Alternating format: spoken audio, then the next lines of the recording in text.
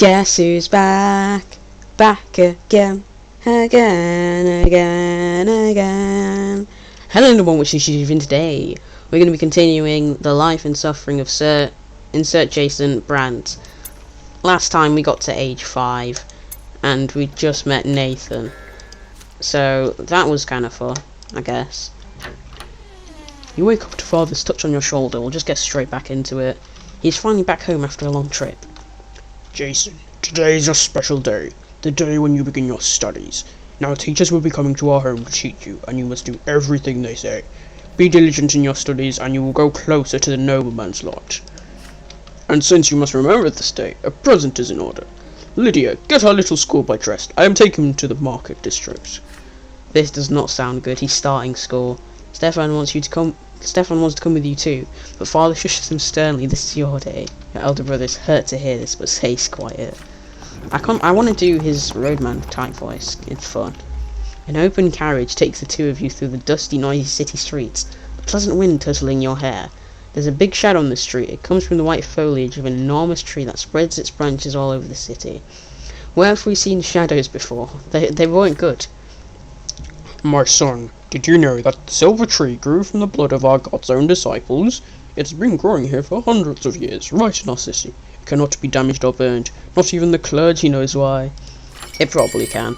It's just like, some coincidence. The carriage comes to a halt by a small shop next to a city square. You run there and freeze by the stalls in excitement. The shop is packed with dolls and figurines and toys. You've never seen so many at once before. So he's gonna get a toy to remember the day he starts school. He's gonna regret starting school. That's pretty much it. Have you chosen your present yet? Oh, I can move with the arrow keys. Father asks. You have. You want the Holy Order set, which includes several figurines of the Empire's greatest warriors of all time. You rattle off everything you know about the Holy Order.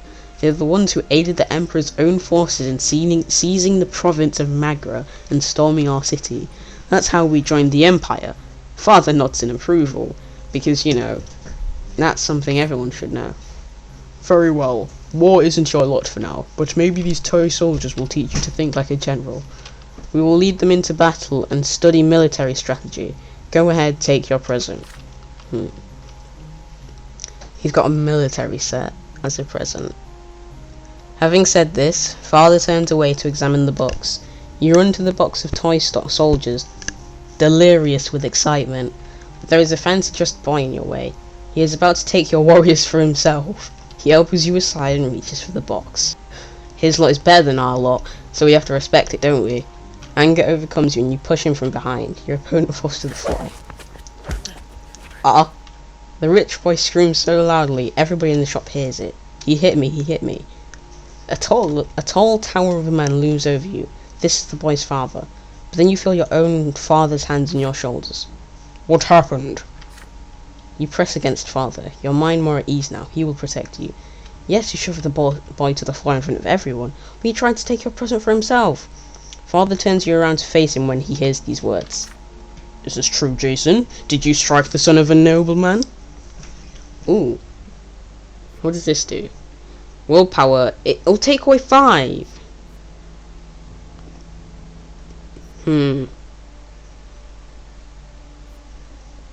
You step between the adults and say that it was all your fault. Let's do this one, because then we don't lose all of our willpower. That's probably good. It isn't fair to blame you without letting you speak too. You didn't want to shove the stupid boy. He was the one who shoved you first. But the angry nobleman, the boy's father, will not let you finish. Adults these days. Adults all the time, never letting you finish your sentence. But the angry nobleman doesn't care what you're saying. The law is the law and your punishment is... Your father nods in agreement to those words, no matter how sad they may make him. Okay! They lead you and the nobleman's son out of the shop. You are told to bow to him and show humility. Bad feeling sends a shiver down your spine. With a satisfied grin on his face, the boy swings his arm and slaps you on the cheek. He strikes again and again. Bro! Enough. He got what he deserved. We're leaving. Get out of our way. Your head is swimming from the heavy blows. You return to your senses back in your bed, with servant treating your face. Father stays by your side all day. I doubt he hit you that hard. Come on. Honestly. The morning after, you find a little box in your bed with a tin soldier that the whole yard is inside. You paid dearly for your stubbornness. We're getting a spine, I guess. That's the only way I can describe that one. 11:24. We're now 6 years old, so we've well and truly started school now. He's not going to like that, is he? No one would. Today, Father ordered the dinner table to be brought out into the yard. For the first time in months, he's home, outside of the confines of his always locked study. He spent the entire day playing with Nathan and you, discussing various matters with Stefan, now an adolescent, and walking in the garden. And now a dinner under the open sky. Your entire family gathers together, with Father at the head of the table, smiling. He asks each of you about your studies. Nathan climbs up his knee and recites a counting rhyme in a funny sing-song voice. Stefan mentions that his fencing teacher praised his accomplishments. He rises from the table together with Father to show his skill in a practice duel. Okay. Next comes Gloria's turn. She stands on her chair and recites a lengthy prayer by heart. Mother showers your sister with praise. Father chuckles quietly, hiding a smile in his moustache. When your turn comes, you recite all the ranks in the Legion, from common soldier to high commander. Stefan listens to you with a skeptical look on his face. What, you wanna fight, Stefan? Night slowly falls, but the servants ensure that the yard is well illuminated.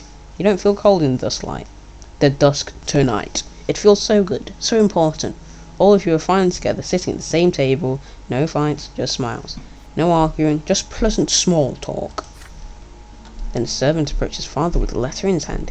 He reads it in the dim light, and each line washes the smile off of Father's face till a stone-cold mask remains. Mother looks at Father with an unspoken question in her eyes. George Brante is coming back to Annie's out. He's the head of our family, my father. Does this mean trouble? Of course it does, for the main character. Your grandfather Gregor Brandt returned to the family home from the capital. Okay.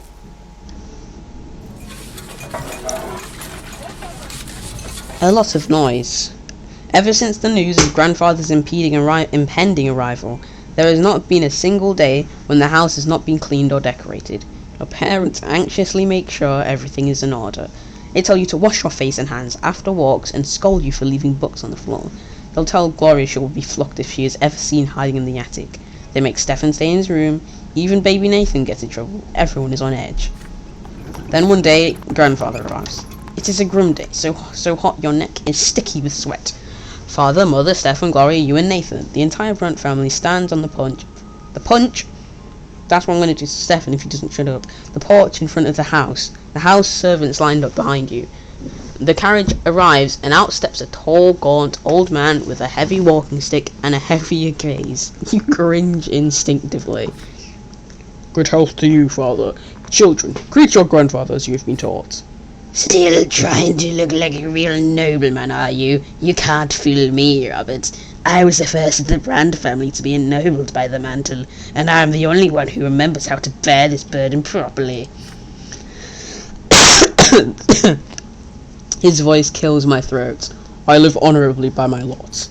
You're married to that low-born wench. Cut us off from ever becoming nobles of the sword. My progeny could have been born bearing noble blood. Father, I beg you, this is not the place. Grandfather eyes him with scorn and walks into the house, the entire family following close behind him. Why is he speaking so much? I have been away far too long. The entire house is a mess. This is an insult. How can you live in such a pigsty, Robert? The servants have grown far too lazy. All thanks to your coming over, wife. I warned you, did I not? And yet you did as you saw fit. And the children, what do they know of tradition or honour?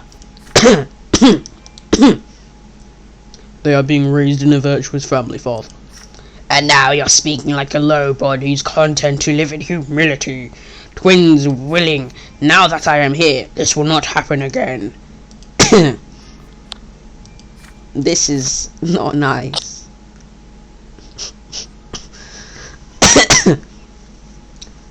I am taking your oldest son to the capital.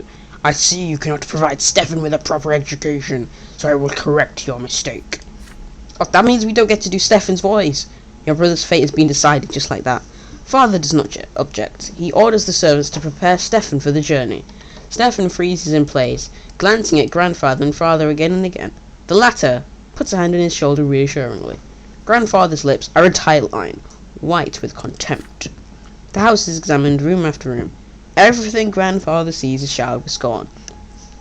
He scoffs at a crease on a blanket in Nathan's crib. So, because the baby doesn't know how to make their bed, he's not happy. He mocks Gloria knitting in her room. The door to your room is next. Oh no. What is this, Robert? 10 soldiers in your youngest son's room? He was born a commoner. I won't have him daydreaming of battle. Oh, that means he's going to take it. Oh, we can't do anything. Grandfather sees to the box, containing the tin warriors of the Holy Order. Your father stays silent. Anger and fear boil within you. Yet again. His trademark. This is your big present from the first day of your studies. It means so much to you. What if he's right? What if you need to prove your right to command the toy soldiers first? Grandfather shakes his head in disapproval and shoves the toy box into the roaring fire. If you wait too long, they will melt in the flames. Why can't we do this? I need to retaliate in this situation.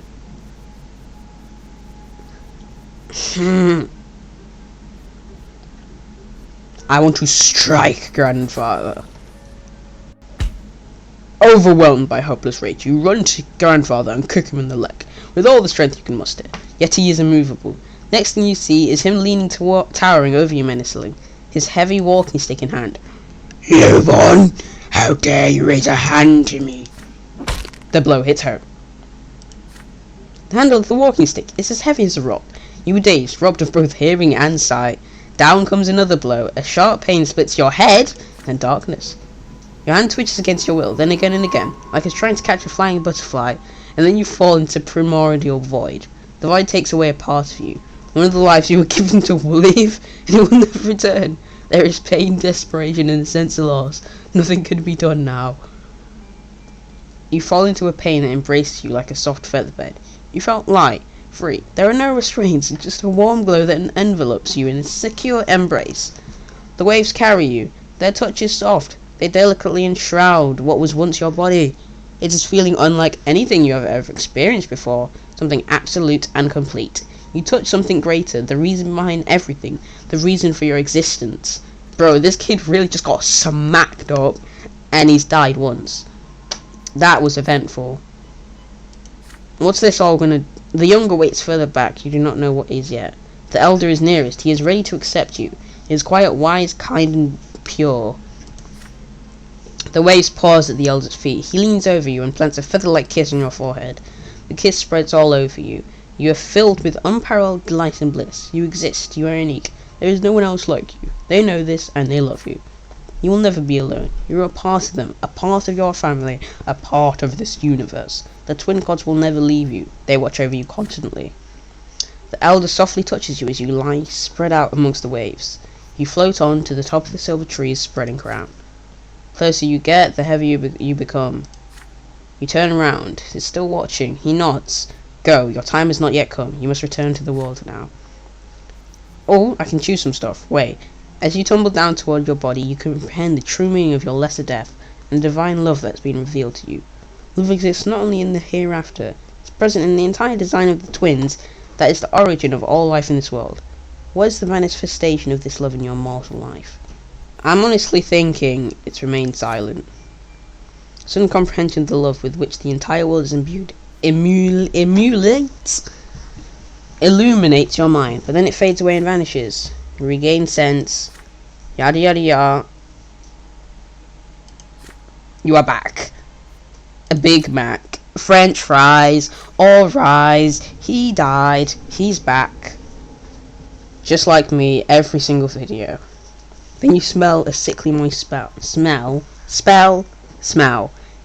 You feel dampness all around you. You come back to your senses in the gloom of the family crypt, lying flat on a stone slab. Your parents are on their way to the crypt right now. You hear their muffled voices. They are arguing, and against all rules, Mother will not agree with Father. Why would Sir Gregor do this? He just took one of our child's lives. Lydia, my father is our family's head, and the boy raised a hand to him. There was nothing we could do, and Father did admit that he was too hard on him. Let's go. We've defeated the grandfather boss in this game. Please do not anger Sir Gregor. You need to accept this. It will never happen to any of our children ever again. Their voices go quiet as they lean over you. You lean your elbows to try and get up from the stone. Mother gingerly wraps her cloak over your naked body as you shiver from the cold. My son, your first death came far too soon. I know it made it difficult to realize what happened, but know this, the twin gods are ever merciful. You're a child, and your time to leave for the hereafter has not yet come. You will return here by the gods twice more, but do not tempt fate again, and never, ever defy those who can easily take your life. Jason, you have angered your grandfather greatly. Do not stand in Sir Gregor's way ever again, and he will never hurt you again. For now, just stay away from him. Father stays a step away from you, not saying a word. When Mother finishes talking, he picks you up and carries you outside. Together, your parents take you from the family crypt. On your way out of the crypt, you take a moment to touch your head. It's perfectly fine, there is no sign of the blow. Back home, Grandfather is still walking through the house examining the rooms. You can see that Stephen and Gloria are disturbed by what just happened. Nathan starts crying when he sees you. The playroom still reeks of burnt pain. Imagine seeing Nathan's like 2-3 years old. He's seen someone die and come back to life. There is something new about you now. A pitch black strike. Same thing on your left arm. It looks like a strange bit of dirt at first, but it will not wash off. It'll be like that forever, Mother explains. That is all she will say. He hates us. Well, we hate you. You broke our stuff. You can get half dead, last chance, and then true death. See, we're active, and we're inquisitive. Does that mean we age up a bit? Event happened. Suffer your first death. And rebirth. Can't forget that. I think we age up. Or did I just miss it? Ant farm? This event is a consequence of your previous actions. I think I'm going to end it there for today. If you guys want to see more, make sure to tell me in the comments below. I'll see you guys next time. Bye.